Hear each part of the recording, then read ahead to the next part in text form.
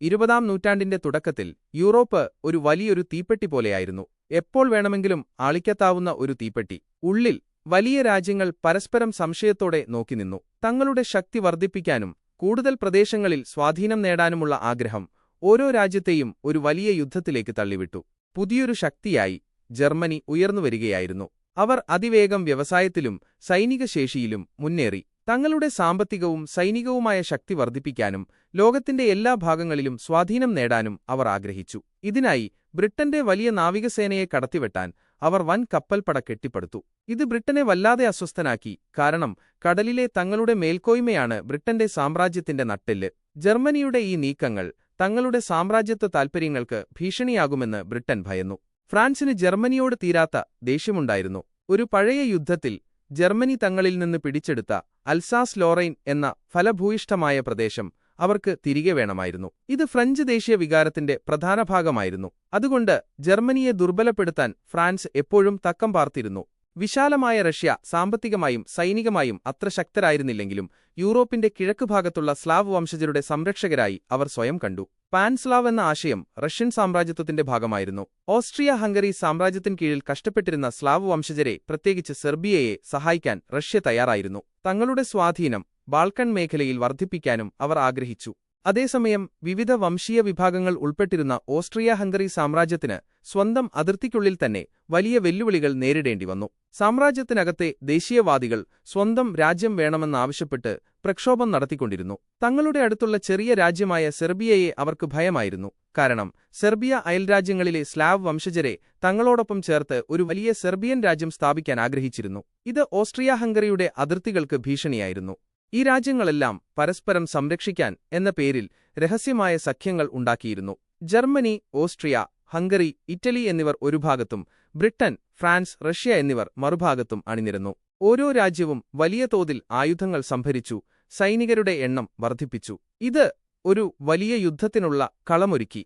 ആ വേനൽക്കാലത്ത് 1914 ജൂൺ 28-ന് ബോസ്നിയയിലെ സാരജേവോ നഗരത്തിൽ ഒരു ദുരന്തം സംഭവിച്ചു. ഓസ്ട്രിയ ഹംഗറി കിരീടാവകാശിയായ ആർച്ച് ഡ്യൂക്ക് ഫ്രാൻസ് ഫെർഡിനാൻഡും അദ്ദേഹത്തിന്റെ ഭാര്യ സോഫിയും അവിടെ സന്ദർശനത്തിനെത്തി. അവിടെ വെച്ച് സെർബിയൻ ദേശീയവാദിയായ ഗാവ്രിലോ പ്രിൻസിപ്പ് എന്ന യുവാവ് അവരെ വെടിവെച്ചു കൊന്നു. ഈയൊരൊറ്റ വെടിയൊച്ച ഒരു തീപ്പൊരി പോലെ യൂറോപ്പിലെ ഉണങ്ങിയ പുല്ലിലേക്ക് വീണു. ഓസ്ട്രിയ ഹംഗറി ഇതിൽ വല്ലാതെ പ്രകോപിതരായി. സെർബിയയാണ് ഇതിന് പിന്നിലെന്ന് അവർ ആരോപിച്ചു. റഷ്യയുടെ പിന്തുണ സെർബിയയ്ക്കുണ്ടെന്ന് അറിഞ്ഞിട്ടും ഓസ്ട്രിയ ഹംഗറി സെർബിയയ്ക്ക് കടുത്ത വ്യവസ്ഥകളുള്ള ഒരു അന്ത്യശാസനം നൽകി. പക്ഷേ സെർബിയ അത് പൂർണ്ണമായി അംഗീകരിച്ചില്ല. അപ്പോൾ 1914 ജൂലൈ 28-ന് ഓസ്ട്രിയ ഹംഗറി സെർബിയയ്ക്കെതിരെ യുദ്ധം പ്രഖ്യാപിച്ചു. ഇതാണ് യുദ്ധത്തിന്റെ ആദ്യത്തെ ഔദ്യോഗിക പ്രഖ്യാപനം. ആദ്യമായി നേരിട്ട് ഏറ്റുമുട്ടിയ രാജ്യങ്ങൾ ഇവരായിരുന്നു. ഇതറിഞ്ഞപ്പോൾ സെർബിയയുടെ സ്ലാവ് സഹോദരങ്ങളായ റഷ്യ തങ്ങളുടെ സൈന്യത്തെ യുദ്ധത്തിന് തയ്യാറാക്കാൻ തുടങ്ങി. റഷ്യ സൈന്യത്തെ നീക്കുന്നത് കണ്ടപ്പോൾ ജർമ്മനിക്ക് വല്ലാത്തൊരു ആശങ്കയായി. കാരണം കിഴക്ക് റഷ്യയും പടിഞ്ഞാറ് ഫ്രാൻസും ശത്രുക്കളായുണ്ടായിരുന്നു. രണ്ട് മുന്നണികളിൽ ഒരുമിച്ച് യുദ്ധം ചെയ്യുന്നത് അവർക്ക് എളുപ്പമായിരുന്നില്ല. അതുകൊണ്ട് ജർമ്മനി ഒരു ഷ്ലീഫൻ പ്ലാൻ എന്ന തന്ത്രം തയ്യാറാക്കി. ആദ്യം ബെൽജിയത്തിലൂടെ അതിവേഗം ഫ്രാൻസിലേക്ക് കടന്ന് അവരെ തോൽപ്പിക്കുക, എന്നിട്ട് റഷ്യയെ നേരിടുക. അങ്ങനെ ജർമ്മനി 1914 ഓഗസ്റ്റ് 1-ന് റഷ്യയോടും പിന്നീട് ഓഗസ്റ്റ് 3-ന് ഫ്രാൻസിനോടും യുദ്ധം പ്രഖ്യാപിച്ചു. ഇതോടെ ജർമ്മനി, ഓസ്ട്രിയ, ഹംഗറി എന്നിവരടങ്ങുന്ന കേന്ദ്രശക്തികളും റഷ്യ, ഫ്രാൻസ്, സെർബിയ എന്നിവരടങ്ങുന്ന സഖ്യകക്ഷികളും തമ്മിലുള്ള വലിയൊരു യുദ്ധത്തിന്റെ ചിത്രം തെളിഞ്ഞു. എന്നാൽ ബെൽജിയം ഒരു നിഷ്പക്ഷ രാജ്യമായിരുന്നു. ബെൽജിയത്തിന്റെ നിഷ്പക്ഷത ലംഘിച്ച് ജർമ്മനി കടന്നപ്പോൾ ബ്രിട്ടന് അത് സഹിക്കാൻ കഴിഞ്ഞില്ല. ബെൽജിയത്തെ സംരക്ഷിക്കേണ്ട ബാധ്യത തങ്ങൾക്കുണ്ടെന്ന് അവർ വാദിച്ചു. അങ്ങനെ 1914 ഓഗസ്റ്റ് 4-ന് ബ്രിട്ടനും ജർമ്മനിക്കെതിരെ യുദ്ധം പ്രഖ്യാപിച്ചു. ഇതോടെ യൂറോപ്പിലെ എല്ലാ വൻശക്തികളും അവരുണ്ടാക്കിയ സഖ്യങ്ങൾ കാരണം യുദ്ധത്തിലേക്ക് വലിച്ചിഴക്കപ്പെട്ടു. ഒരു ചെറിയ വെടിയൊച്ച ലോകത്തെ ഒരു വലിയ യുദ്ധത്തിലേക്ക് തള്ളിവിട്ടു. യുദ്ധം തുടങ്ങിയതോടെ യൂറോപ്പിന്റെ പടിഞ്ഞാറ് ഭാഗത്ത് ബെൽജിയം മുതൽ സ്വിറ്റ്സർലൻഡ് വരെ നീളുന്ന ഒരു ഭീകരമായ യുദ്ധക്കളം രൂപപ്പെട്ടു. ഇവിടെ സൈനികർ ഭൂമിയിൽ വലിയ കിടങ്ങുകൾ കുഴിച്ച് അതിൽ ഒളിഞ്ഞിരുന്ന് പരസ്പരം വെടിവെക്കാൻ തുടങ്ങി. ഈ കിടങ്ങുകൾ നൂറുകണക്കിന് കിലോമീറ്ററുകൾ നീളുന്നതായിരുന്നു. സൈനികരുടെ ജീവിതം ഈ കിടങ്ങുകളിൽ നരകതുല്യമായിരുന്നു. തണുപ്പും മഴയും ചെളിയും എലികളും രോഗങ്ങളും അവരുടെ കൂടപ്പിറപ്പായി. മൃതദേഹങ്ങൾ പോലും ദിവസങ്ങളോളം മാറ്റാൻ കഴിയാതെ കിടങ്ങുകളിൽ കിടന്നു. നോ മാൻസ് ലാൻഡ് എന്നറിയപ്പെട്ട കിടങ്ങുകൾക്കിടയിലുള്ള തുറന്ന പ്രദേശം മരണക്കെണിയായിരുന്നു. ഈ യുദ്ധത്തിൽ ആദ്യമായി പുതിയതും ഭീകരവുമായ ആയുധങ്ങൾ ഉപയോഗിച്ചു. ഒരു മിനിറ്റിൽ നൂറുകണക്കിന് വെടിയുണ്ടകൾ വർഷിക്കാൻ കഴിയുന്ന മെഷീൻ ഗണ്ണുകൾ യുദ്ധക്കളത്തെ കൂടുതൽ മാരകമാക്കി. ദൂരങ്ങളിൽ നിന്ന് വലിയ സ്ഫോടനങ്ങൾ ഉണ്ടാക്കാൻ കഴിയുന്ന പീരങ്കികൾ നഗരങ്ങളെയും സൈനികരെയും തകർത്തെറിഞ്ഞു. ശത്രുക്കളെ വിഷവാതകമുപയോഗിച്ച് ശ്വാസം മുട്ടിച്ച് കൊല്ലാനുള്ള ക്രൂരമായ തന്ത്രങ്ങളും പരീക്ഷിച്ചു. ക്ലോറിൻ, മസ്റ്റാർഡ് ഗ്യാസ് പോലുള്ള വിഷവാതകങ്ങൾ ഉപയോഗിച്ചു. ഇത് സൈനികരിൽ ശാരീരികവും മാനസികവുമായ വലിയ ആഘാതങ്ങളുണ്ടാക്കി. പലരും ജീവിതാവസാനം വരെ അതിന്റെ ദുരിതങ്ങൾ പേറി. പിന്നീട് ടാങ്കുകൾ എന്ന പുതിയ കണ്ടുപിടുത്തം യുദ്ധക്കളത്തിലേക്കെത്തി. ബ്രിട്ടീഷുകാർ ആദ്യമായി വികസിപ്പിച്ച ടാങ്കുകൾക്ക് കിടങ്ങുകളെ മറികടന്ന് മുന്നോട്ടു പോകാൻ കഴിഞ്ഞു. തുടക്കത്തിൽ പരിമിതമായിരുന്നെങ്കിലും ഇത് യുദ്ധത്തിന്റെ ഗതി മാറ്റിമറിക്കാൻ തുടങ്ങി. ആകാശത്ത് വിമാനങ്ങൾ പ്രത്യക്ഷപ്പെട്ടു. ആദ്യമൊക്കെ നിരീക്ഷണത്തിന് മാത്രം ഉപയോഗിച്ച വിമാനങ്ങൾ പിന്നീട് ബോംബാക്രമണങ്ങൾക്കും വ്യോമാക്രമണങ്ങൾക്കും ഉപയോഗിച്ചു. കടലിനടിയിലൂടെ സഞ്ചരിക്കുന്ന അന്തർവാഹിനികൾ യു-ബോട്ടുകൾ ജർമ്മനി ഉപയോഗിച്ചു. ഇത് സഖ്യകക്ഷികളുടെ കപ്പലുകളെ മുക്കി ബ്രിട്ടന് വലിയ ഭീഷണിയായി. 1916 ഫ്രാൻസിലെ വെർദൂൺ എന്ന സ്ഥലത്ത് നടന്ന യുദ്ധം കിടങ്ങുയുദ്ധത്തിന്റെ ഭീകരതയുടെ പ്രതീകമാണ്. 10 മാസത്തോളം നീണ്ട ഈ യുദ്ധത്തിൽ ഇരുപക്ഷത്തും ചേർന്ന് 7.5 ലക്ഷത്തോളം സൈനികർ കൊല്ലപ്പെടുകയോ പരിക്കേൽക്കുകയോ ചെയ്തു. അതേ വർഷം തന്നെ ബ്രിട്ടനും ഫ്രാൻസും ചേർന്ന് ജർമ്മനിക്കെതിരെ സോം നദിക്കരയിൽ ഒരു വലിയ ആക്രമണം തുടങ്ങി. ആദ്യ ദിവസം തന്നെ ബ്രിട്ടന് 57,000 സൈനികരെ നഷ്ടപ്പെട്ടു. ഈ യുദ്ധവും മാസങ്ങളോളം നീണ്ടു. ഇരുവശത്തും 10 ലക്ഷത്തോളം പേർക്ക് ജീവൻ നഷ്ടപ്പെടുകയോ പരിക്കേൽക്കുകയോ ചെയ്തു. ഇത് മനുഷ്യചരിത്രത്തിലെ ഏറ്റവും വലിയ കൂട്ടക്കൊലകളിൽ ഒന്നായിരുന്നു. യൂറോപ്പിന്റെ കിഴക്കുഭാഗത്ത് റഷ്യയും ജർമ്മനിയും ഓസ്ട്രിയ-ഹംഗറിയും തമ്മിൽ മറ്റൊരു വലിയ യുദ്ധം നടക്കുകയായിരുന്നു. റഷ്യയ്ക്ക് വലിയ സൈന്യമുണ്ടായിരുന്നെങ്കിലും ആയുധങ്ങളുടെയും പരിശീലനത്തിന്റെയും കാര്യത്തിൽ അവർ വളരെ പിന്നിലായിരുന്നു. ജർമ്മൻ സൈന്യം റഷ്യൻ സൈന്യത്തിന് കനത്ത നഷ്ടങ്ങൾ വരുത്തി. തുടർച്ചയായ തോൽവികളും രാജ്യത്തിനുള്ളിലെ ഭക്ഷ്യക്ഷാമവും കാരണം റഷ്യൻ ജനങ്ങൾ യുദ്ധത്തിൽ നിന്നും മടുത്തു. ഇത് 1917 റഷ്യൻ വിപ്ലവത്തിലേക്ക് നയിച്ചു. റഷ്യൻ സാർ ചക്രവർത്തി നിക്കോളസ് രണ്ടാമൻ അധികാരഭ്രഷ്ടനാക്കപ്പെടുകയും പിന്നീട് ബോൾഷെവിക്കുകൾ അധികാരത്തിൽ വരികയും ചെയ്തു. ലെനിന്റെ നേതൃത്വത്തിൽ റഷ്യ യുദ്ധത്തിൽ നിന്ന് പിന്മാറി. ഇത് കിഴക്കൻ മുന്നണിയിൽ ജർമ്മനിക്ക് വലിയ ആശ്വാസമായി. കാരണം അവർക്കിപ്പോൾ ഒരു മുന്നണിയിൽ മാത്രം ശ്രദ്ധ കേന്ദ്രീകരിക്കാമായിരുന്നു. അതേസമയം 1915 ഇറ്റലി ട്രിപ്പിൾ അലയൻസിൽ നിന്ന് പിന്മാറി സഖ്യകക്ഷികളോടൊപ്പം ചേർന്ന് ഓസ്ട്രിയ-ഹംഗറിക്കെതിരെ യുദ്ധം പ്രഖ്യാപിച്ചു. ഇതോടെ ഇറ്റലിയും സഖ്യകക്ഷികളുടെ ഭാഗമായി. ആൽപ്സ് പർവ്വതനിരകളിലെ മഞ്ഞുമൂടിയ മലയിടുക്കുകളിലും ഇടുങ്ങിയ താഴ്വരകളിലും നടന്ന പോരാട്ടങ്ങൾ അതിദുർഘടമായിരുന്നു. ഇവിടെയും ഇരുപക്ഷത്തും വലിയ നഷ്ടങ്ങളുണ്ടായി. ലോകത്തിന്റെ മറ്റ് ഭാഗങ്ങളിലും യുദ്ധം വ്യാപിച്ചു. 1914 ഒക്ടോബറിൽ ഓട്ടോമൻ സാമ്രാജ്യം ഇന്നത്തെ തുർക്കി ജർമ്മനിയുടെയും ഓസ്ട്രിയ-ഹംഗറിയുടെയും പക്ഷം ചേർന്ന് കേന്ദ്രശക്തികളിൽ അംഗമായി. ഇതോടെ ഓട്ടോമൻ സാമ്രാജ്യവും യുദ്ധത്തിലേക്ക് പ്രവേശിച്ചു. മധ്യപൂർവ്വദേശത്ത് ബ്രിട്ടനും റഷ്യയും ഓട്ടോമൻ സാമ്രാജ്യത്തിനെതിരെ പോരാടി. ബ്രിട്ടീഷ് സൈന്യം അറബ് വംശജരുടെ സഹായത്തോടെ ഓട്ടോമൻ സാമ്രാജ്യത്തിന്റെ പല ഭാഗങ്ങളും പിടിച്ചെടുത്തു. ദാർദനെല്ലസ് കടലിടുക്കിലെ ഗാലിപ്പൊലി എന്ന സ്ഥലത്ത് ഓട്ടോമൻ സാമ്രാജ്യത്തിനെതിരെ നടന്ന സഖ്യകക്ഷികളുടെ ആക്രമണം വലിയ പരാജയമായിരുന്നു. ഇതിനിടയിൽ യുദ്ധത്തിന്റെ സാമ്പത്തിക ഭാരം എല്ലാ രാജ്യങ്ങളെയും വല്ലാതെ ബാധിച്ചു. രാജ്യങ്ങൾ വലിയ തോതിൽ കടം വാങ്ങി. യുദ്ധച്ചെലവുകൾ താങ്ങാനാവാതെ ജനങ്ങൾക്കിടയിൽ പ്രതിഷേധങ്ങൾ വളർന്നു. സ്ത്രീകളും കുട്ടികളും പോലും യുദ്ധാനന്തരം ദുരിതത്തിലായി. യുദ്ധം സാധാരണക്കാരുടെ ജീവിതത്തെയും തകിടം മറിച്ചു. ഭക്ഷ്യവസ്തുക്കളുടെ ക്ഷാമം, വിലക്കയറ്റം, റേഷനിംഗ് എന്നിവയെല്ലാം പല രാജ്യങ്ങളിലും സാധാരണ കാഴ്ചകളായി. പത്രങ്ങളും മാധ്യമങ്ങളും യുദ്ധവാർത്തകൾ നിറച്ചു. പ്രൊപഗാൻഡ പ്രചാരണങ്ങൾ വ്യാപകമായി. യൂറോപ്പിൽ ഈ വലിയ യുദ്ധം നടക്കുമ്പോൾ ഏഷ്യയിൽ ജപ്പാൻ വലിയ ശക്തിയായി വളർന്നുവരികയായിരുന്നു. ബ്രിട്ടനുമായി സഖ്യത്തിലായിരുന്ന ജപ്പാൻ യൂറോപ്യൻ ശക്തികൾ യുദ്ധത്തിൽ മുഴുകിയിരിക്കുമ്പോൾ തങ്ങളുടെ സാമ്രാജ്യം വികസിപ്പിക്കാനുള്ള അവസരം മുതലെടുത്തു. അവർ 1914 ജർമ്മനിക്കെതിരെ യുദ്ധം പ്രഖ്യാപിച്ചു. ഇതോടെ ജപ്പാനും സഖ്യകക്ഷികളുടെ ഭാഗമായി യുദ്ധത്തിൽ പങ്കുചേർന്നു. ചൈനയിലുണ്ടായിരുന്ന ജർമ്മൻ കോളനികൾ, പ്രത്യേകിച്ച് ഷാൻഡോങ് പ്രവിശ്യയും പസഫിക് സമുദ്രത്തിലെ ജർമ്മൻ ദ്വീപുകളും ജപ്പാൻ പിടിച്ചെടുത്തു. ഇത് ജപ്പാനു ഏഷ്യയിൽ വലിയ സ്വാധീനം നേടിക്കൊടുത്തു. അതേസമയം അമേരിക്ക തുടക്കത്തിൽ ഈ യുദ്ധത്തിൽ നിന്ന് വിട്ടുനിൽക്കുകയായിരുന്നു. യൂറോപ്പിലെ പ്രശ്നങ്ങളിൽ നിന്ന് അകന്നു നിൽക്കാനാണ് അവർ ആഗ്രഹിച്ചത്. എന്നാൽ ജർമ്മൻ അന്തർവാഹിനികൾ ബ്രിട്ടനിലേക്കുള്ള അമേരിക്കൻ വ്യാപാര കപ്പലുകളെ മുക്കിയതും മെക്സിക്കോയെ അമേരിക്കയ്ക്കെതിരെ യുദ്ധം ചെയ്യാൻ ജർമ്മനി രഹസ്യമായി പ്രേരിപ്പിച്ച സിമ്മർമാൻ ടെലിഗ്രാം ചോർന്നതും അമേരിക്കയെ പ്രകോപിപ്പിച്ചു. അങ്ങനെ 1917 ഏപ്രിൽ 6 അമേരിക്ക യുദ്ധത്തിലേക്ക് പ്രവേശിച്ചു. അമേരിക്കൻ സൈനികരും ആയുധങ്ങളും വിഭവങ്ങളും സഖ്യകക്ഷികൾക്ക് വലിയ ഊർജ്ജം നൽകി. ഇത് യുദ്ധത്തിന്റെ ഗതി മാറ്റിമറിച്ചു. അമേരിക്കൻ സൈന്യം യൂറോപ്പിലേക്കെത്താൻ സമയമെടുത്തുവെങ്കിലും അവരുടെ വരവ് സഖ്യകക്ഷികൾക്ക് വലിയ മാനസിക പിന്തുണയും സൈനികശേഷിയും നൽകി.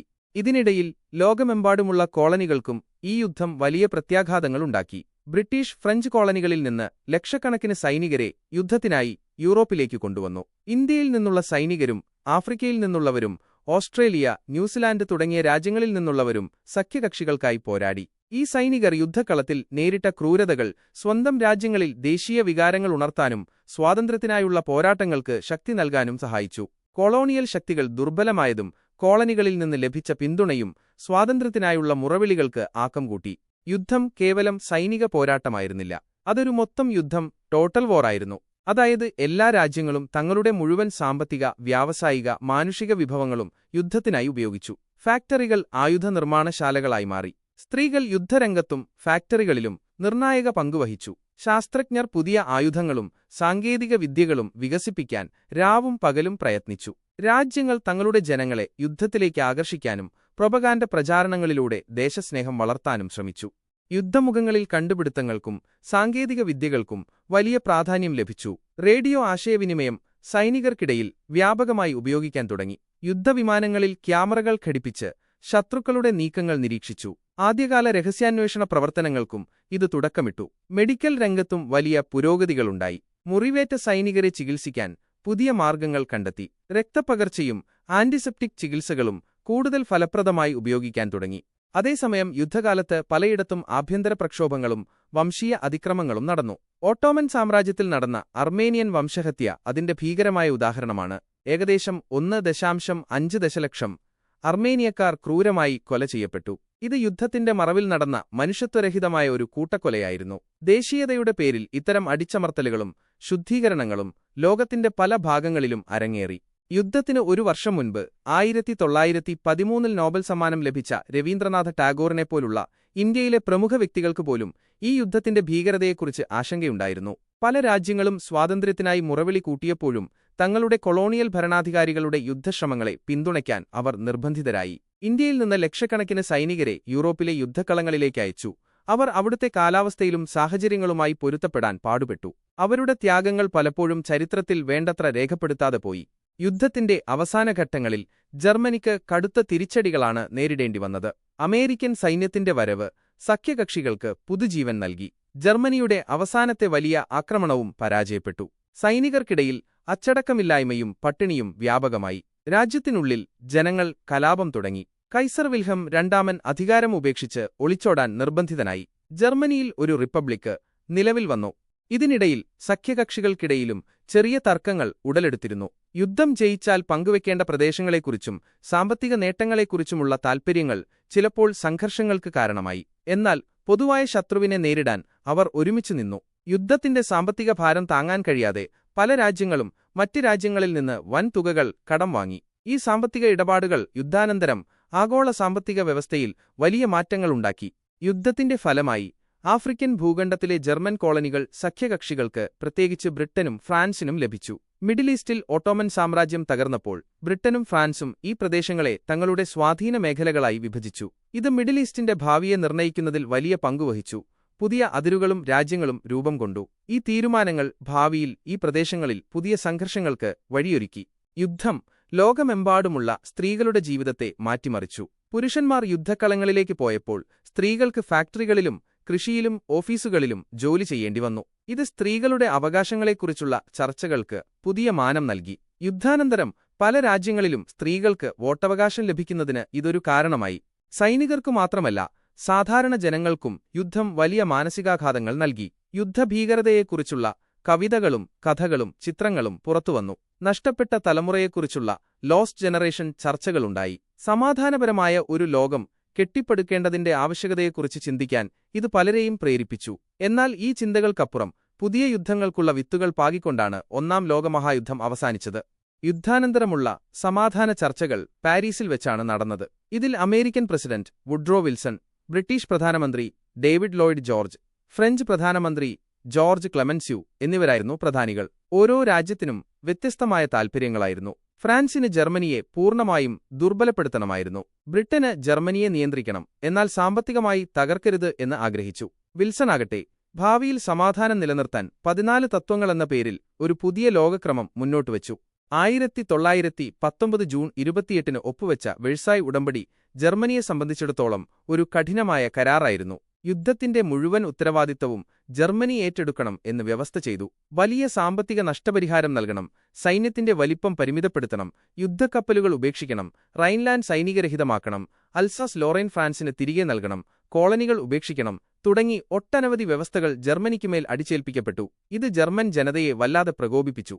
വെഴ്സായ് ഉടമ്പടിക്ക് പുറമെ ഓസ്ട്രിയ ഹംഗറി സാമ്രാജ്യത്തിലെ വിവിധ രാജ്യങ്ങളുമായി, സെന്റ് ജർമെയിൻ ഓസ്ട്രിയയുമായി, ട്രയാനോൺ ഹംഗറിയുമായി തുടങ്ങിയ മറ്റ് കരാറുകളും ഒപ്പുവച്ചു. ഓട്ടോമൻ സാമ്രാജ്യവുമായി സെവറസ്, പിന്നീട് ലോസാൻ, ബൾഗേറിയയുമായി നെയ്ലി എന്നിങ്ങനെയുള്ള കരാറുകളുമുണ്ടായി. ഈ കരാറുകളെല്ലാം യൂറോപ്പിന്റെ ഭൂപടം സമൂലമായി മാറ്റിമറിച്ചു. പുതിയ രാജ്യങ്ങൾ രൂപം കൊണ്ടു, ചില രാജ്യങ്ങളുടെ അതിർത്തികൾ മാറി. ഈ സമാധാന കരാറുകൾ ഒരു പുതിയ ലോകക്രമം സ്ഥാപിക്കാൻ ശ്രമിച്ചുവെങ്കിലും പല പ്രശ്നങ്ങൾക്കും പരിഹാരം കണ്ടില്ല. ജർമ്മനിയിൽ ഉടമ്പടി സൃഷ്ടിച്ച അതൃപ്തി, ഇറ്റലിയിൽ യുദ്ധത്തിൽ നിന്ന് പ്രതീക്ഷിച്ച നേട്ടങ്ങൾ ലഭിക്കാതെ വന്നതിലുള്ള നിരാശ, റഷ്യയിലെ ബോൾഷെവിക് ഭരണം യൂറോപ്പിന് ഒരു ഭീഷണിയായി മാറിയത്, സർവ്വരാജ്യ സഖ്യത്തിന്റെ പരിമിതികൾ എന്നിവയെല്ലാം ഭാവിയിലെ സംഘർഷങ്ങൾക്ക് കാരണമായി.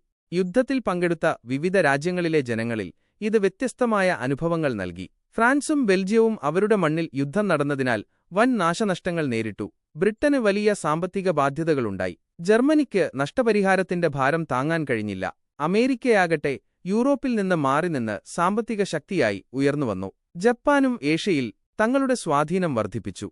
സോഷ്യലിസം, കമ്മ്യൂണിസം തുടങ്ങിയ പുതിയ രാഷ്ട്രീയ ആശയങ്ങൾക്ക് യുദ്ധം ശക്തി നൽകി. റഷ്യൻ വിപ്ലവം ഈ ആശയങ്ങൾക്ക് ഒരു ജീവനുള്ള ഉദാഹരണമായി. യൂറോപ്പിലെ മറ്റ് രാജ്യങ്ങളിലും തൊഴിലാളി പ്രക്ഷോഭങ്ങളും വിപ്ലവശ്രമങ്ങളുമുണ്ടായി. യൂറോപ്യൻ സാമ്രാജ്യങ്ങളുടെ പതനം കോളനികളിൽ ദേശീയ വികാരങ്ങളെ കൂടുതൽ ശക്തിപ്പെടുത്തി. ഇത് ഭാവിയിലെ സ്വാതന്ത്ര്യസമരങ്ങൾക്ക് ഊർജ്ജം നൽകി. യുദ്ധം സാങ്കേതികവിദ്യയുടെ വളർച്ചയെ ത്വരിതപ്പെടുത്തി. വ്യോമയാനം, റേഡിയോ, മെഡിക്കൽ സയൻസ് എന്നിവയിലെല്ലാം വലിയ മുന്നേറ്റങ്ങളുണ്ടായി. ഈ കണ്ടുപിടുത്തങ്ങൾ പിന്നീട് സമാധാനപരമായ ആവശ്യങ്ങൾക്കും ഉപയോഗിക്കപ്പെട്ടു. എന്നാൽ ഈ സാങ്കേതിക വിദ്യകൾ മനുഷ്യന്റെ കൂട്ടക്കൊലയ്ക്ക് എങ്ങനെ ഉപയോഗിക്കാം എന്നതിന്റെ ഒരു വലിയ പാഠം കൂടിയായിരുന്നു യുദ്ധം.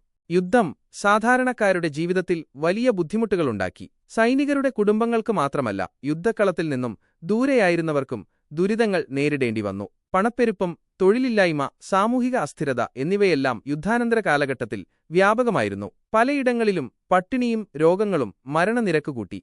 യുദ്ധത്തിൽ പങ്കെടുത്ത സൈനികർക്ക് ലഭിച്ച ആരോഗ്യപരിചരണം പലപ്പോഴും അപര്യാപ്തമായിരുന്നു. ശാരീരിക മുറിവുകൾക്ക് പുറമെ മാനസികമായ ആഘാതങ്ങൾ, പ്രത്യേകിച്ച് ഷെൽ ഷോക്ക്, ജീവിതകാലം മുഴുവൻ അവരെ വേട്ടയാടി. യുദ്ധാനന്തരം സൈനികർക്ക് സമൂഹത്തിൽ സാധാരണ ജീവിതത്തിലേക്ക് മടങ്ങിയെത്താൻ വലിയ ബുദ്ധിമുട്ടുകൾ നേരിട്ടു. അവർക്ക് വേണ്ടത്ര പിന്തുണ ലഭിച്ചില്ല. യുദ്ധത്തിന്റെ ഓർമ്മകൾ നിലനിർത്താൻ സ്മാരകങ്ങളും സെമിത്തേരികളും ലോകമെമ്പാടും സ്ഥാപിച്ചു. നവംബർ 11 യുദ്ധവിരാമ ദിനമായി പല രാജ്യങ്ങളിലും ആചരിക്കപ്പെടുന്നു. നഷ്ടപ്പെട്ട ജീവനുകൾക്ക് ആദരാഞ്ജലികൾ അർപ്പിക്കാനും യുദ്ധത്തിന്റെ ഭീകരത ഓർമ്മിപ്പിക്കാനും ഈ ദിനങ്ങൾ സഹായിക്കുന്നു. സാമ്പത്തികമായി യുദ്ധം യൂറോപ്പിനെ ദുർബലപ്പെടുത്തുകയും അമേരിക്കയെ ഒരു ആഗോള സാമ്പത്തിക ശക്തിയായി ഉയർത്തുകയും ചെയ്തു. അമേരിക്ക യൂറോപ്യൻ രാജ്യങ്ങൾക്ക് വൻതുകകൾ കടം നൽകി. ഇത് ആഗോള ധനകാര്യ മേഖലയിൽ അമേരിക്കയുടെ സ്വാധീനം വർദ്ധിപ്പിച്ചു. യുദ്ധാനന്തരമുള്ള സാമ്പത്തിക ക്രമീകരണങ്ങൾ പിന്നീട് 1929 മഹാമാന്ദ്യത്തിന് ഒരു പരിധിവരെ കാരണമായി എന്നും ചരിത്രകാരന്മാർ വിലയിരുത്തുന്നുണ്ട്. പരിസ്ഥിതിക്ക് യുദ്ധം വലിയ നാശനഷ്ടങ്ങൾ വരുത്തി. ബോംബാക്രമണങ്ങളും പീരങ്കിയാക്രമണങ്ങളും കാടുകളെയും കൃഷിഭൂമികളെയും നശിപ്പിച്ചു. മണ്ണിൽ വിഷവാതകങ്ങളുടെ അവശിഷ്ടങ്ങൾ വർഷങ്ങളോളം നിലനിന്നു. യുദ്ധക്കളങ്ങളിലെ പ്രദേശങ്ങൾ പിന്നീട് കാർഷിക ആവശ്യങ്ങൾക്ക് ഉപയോഗിക്കാൻ കഴിയാത്തത്ര മലിനമായി. യുദ്ധം അവസാനിച്ചപ്പോൾ ലോകം ആകെ മാറിമറിഞ്ഞു. ദശലക്ഷക്കണക്കിനാളുകൾ കൊല്ലപ്പെട്ടു, കോടിക്കണക്കിനാളുകൾക്ക് പരിക്കേറ്റു. യൂറോപ്പിലെ വലിയ സാമ്രാജ്യങ്ങളായ ഓസ്ട്രിയ ഹംഗറി, ഓട്ടോമൻ സാമ്രാജ്യം, റഷ്യൻ സാമ്രാജ്യം, ജർമ്മൻ സാമ്രാജ്യം എന്നിവയെല്ലാം തകർന്നു. അവയുടെ സ്ഥാനത്ത് ഓസ്ട്രിയ, ഹംഗറി, ചെക്കോസ്ലോവാക്യ, യുഗോസ്ലാവിയ, തുർക്കി, പോളണ്ട് തുടങ്ങിയ പുതിയ രാജ്യങ്ങൾ രൂപം കൊണ്ടു. യൂറോപ്പിന്റെ ഭൂപടം പൂർണ്ണമായും മാറിമറഞ്ഞു. യുദ്ധാനന്തര ലോകം വലിയ സാമൂഹിക മാറ്റങ്ങൾക്കും സാമ്പത്തിക തകർച്ചയ്ക്കും സാക്ഷ്യം വഹിച്ചു. സൈനികർക്ക് തൊഴിലില്ലായ്മയും മാനസികാരോഗ്യ പ്രശ്നങ്ങളും നേരിടേണ്ടിവന്നു. യുദ്ധത്തിൽ മരിച്ചവരുടെ കുടുംബങ്ങൾ ദുരിതത്തിലായി. സ്ത്രീകളുടെ പങ്ക് സമൂഹത്തിൽ വർദ്ധിച്ചു. കാരണം യുദ്ധസമയത്ത് അവർക്ക് ഫാക്ടറികളിലും മറ്റ് ജോലികളിലും വലിയ തോതിൽ ഏർപ്പെടേണ്ടിവന്നു. യുദ്ധത്തിന്റെ ഭീകരത ജനങ്ങളെ കൂടുതൽ സമാധാനകാംക്ഷികളാക്കി. കലാസാഹിത്യ മേഖലകളിലും യുദ്ധം വലിയ സ്വാധീനം ചെലുത്തി. യുദ്ധത്തിന്റെ ഭീകരതയും മനുഷ്യരാശിയുടെ കഷ്ടപ്പാടുകളും പല എഴുത്തുകാരുടെയും കലാകാരന്മാരുടെയും വിഷയങ്ങളായി. ഭാവിയിൽ ഇത്തരം യുദ്ധങ്ങൾ ഒഴിവാക്കാൻ അമേരിക്കൻ പ്രസിഡന്റ് വുഡ്രോ വിൽസന്റെ നേതൃത്വത്തിൽ സർവ്വരാജ്യ സഖ്യം എന്നൊരു സംഘടന രൂപീകരിച്ചു. രാജ്യങ്ങൾക്കിടയിൽ നയതന്ത്രപരമായ ചർച്ചകളിലൂടെ പ്രശ്നങ്ങൾ പരിഹരിക്കുക എന്നതായിരുന്നു ഇതിന്റെ ലക്ഷ്യം. എന്നാൽ അമേരിക്ക പോലും ഇതിൽ ചേരാതിരുന്നതും സഖ്യത്തിന് സ്വന്തമായി സൈനിക ശക്തിയില്ലാത്തതും പ്രധാന ശക്തികൾ തമ്മിലുള്ള സഹകരണമില്ലായ്മയും കാരണം ഇത് പൂർണ്ണമായി വിജയിച്ചില്ല. എന്നാൽ യുദ്ധാനന്തരം ജർമ്മനിക്കുമേൽ അടിച്ചേൽപ്പിച്ച കടുത്ത വ്യവസ്ഥകളുള്ള വേഴ്സായ് ഉടമ്പടി ജർമ്മൻ ജനതയിൽ വലിയ അമർഷമുണ്ടാക്കി. യുദ്ധത്തിന് മുഴുവൻ കുറ്റവും ജർമ്മനിക്കാണെന്ന് സഖ്യകക്ഷികൾ വിധിച്ചു. വലിയ നഷ്ടപരിഹാരം നൽകാനും സൈന്യത്തെ പരിമിതപ്പെടുത്താനും ജർമ്മനിയോട് ആവശ്യപ്പെട്ടു.